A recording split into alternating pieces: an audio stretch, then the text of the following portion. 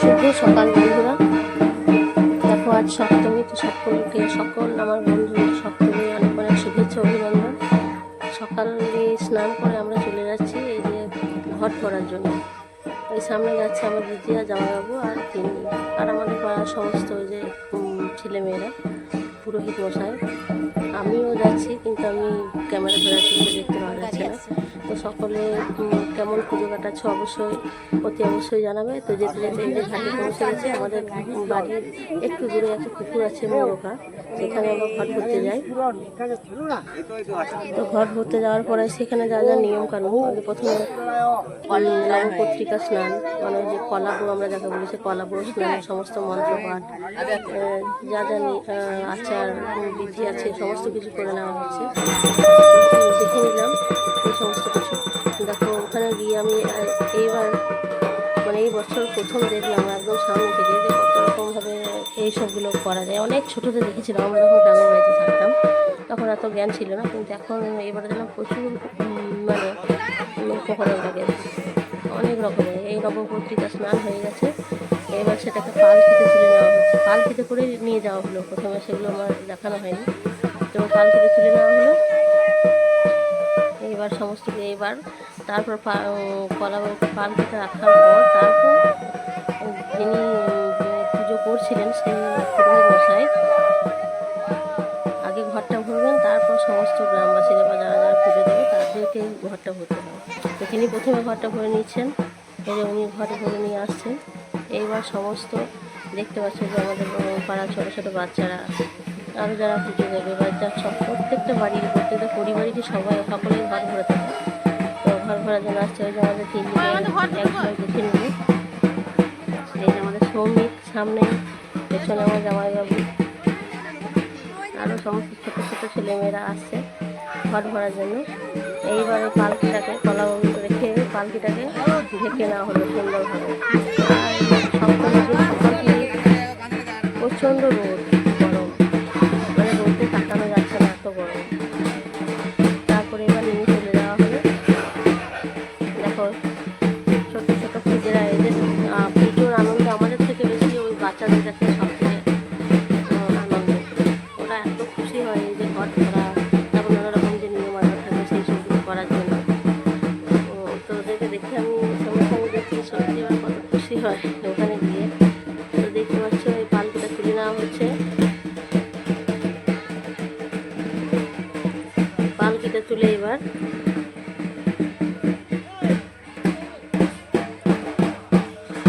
যাবো আমরা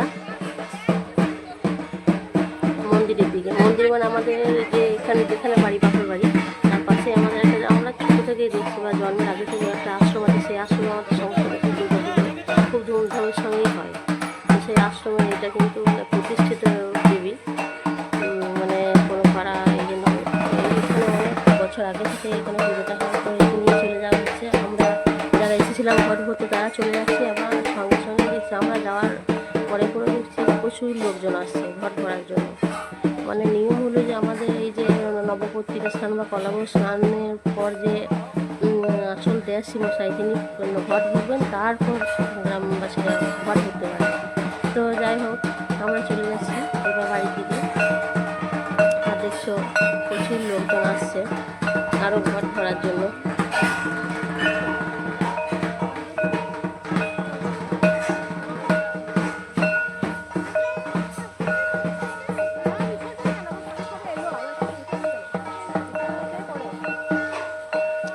তো সবে মাত্র এই আজ সপ্তমী, তারপর এখন অষ্টমী, নবমী, দশমী বাকি আছে। তো এই 3 দিন দেখা যাক কীভাবে কী আনন্দে কাটানো যায়। আমার ছেলেরা খুব তাড়াতাড়ি চলে আসছে, ছেলেদেরকে পর নেবো ভিডিওতে, তোমরা দেখতে পাবে। তো এবার আমরা চললাম বাড়ির দিকে।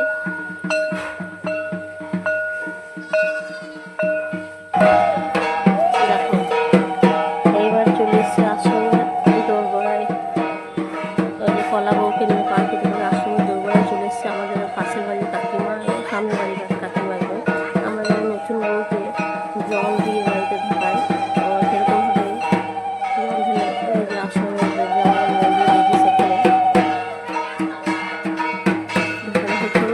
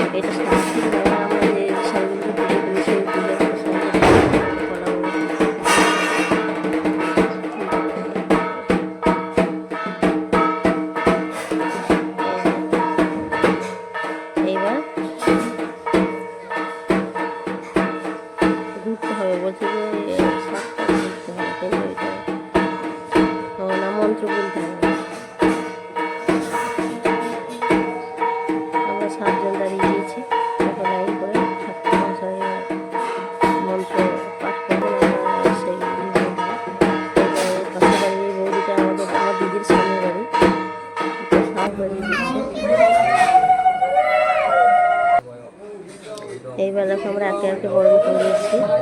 বরণ করা মানে ওই যে কলা বড় শাড়ি, ওতে 7টা বা 9টা যে যেমন পারে সেটা সিঁদুরের মানে ফোঁটা দিতে হবে। আর ওই যে পান, কলা, বাতাসা, সুপারি এগুলো ওই কলা বড়ের ওই যে শাড়ির ওপর ওখানে রাখতে হবে। তো আমরা সকলে একে একে 7 জনই করে নিলাম। এখন দেখছি যে আমি করছি, আমার জীবনে প্রথমবার এটা যে কলা বরণ। যাই হোক, বাপের বাড়িতে থাকার ইয়েতে সেটা আমার জানা হলো, খুব আনন্দও হলো।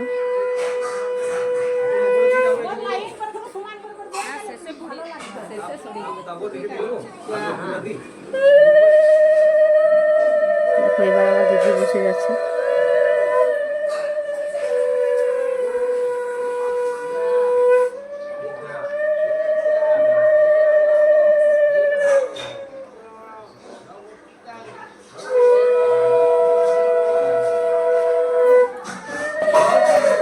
দেখো তারপর আবার যা যা নিয়মকানুন আছে সেগুলো করে নিচ্ছেন ঠাকুরমশাই, যে পাশে পুজোরি মশাই বলে দিচ্ছেন, আর ইনি আর কি মেন পূজারি, যিনি পুজো দিচ্ছেন। তো সমস্ত মন্ত্রপাঠ, সমস্ত আচারবিধি করে নেওয়া হচ্ছে।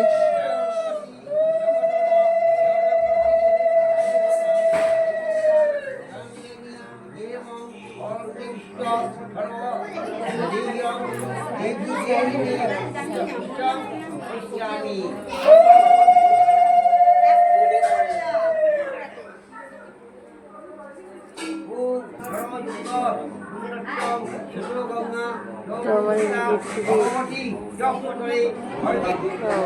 তারপর এই যে ভিতরে কলা বলতে এবার শাড়ি পরানো। কলা বলতে এই যে বসিয়ে দেওয়া হলো মায়ের আসনের পাশে, তো ওখানে এবার শাড়ি পরানো হবে। দেখো এবার শাড়ি পরিয়ে একটু সুন্দর করে শাড়ি পরিয়ে একদম কমপ্লিট। চালির উপরে দিয়ে দাও। হ্যাঁ এখানে শাড়ি নিচে পরি, নিচে তো কোচা করে গায়ে ঢাকা দিয়ে মুখটা শুধুমাত্র বেরিয়ে আসে।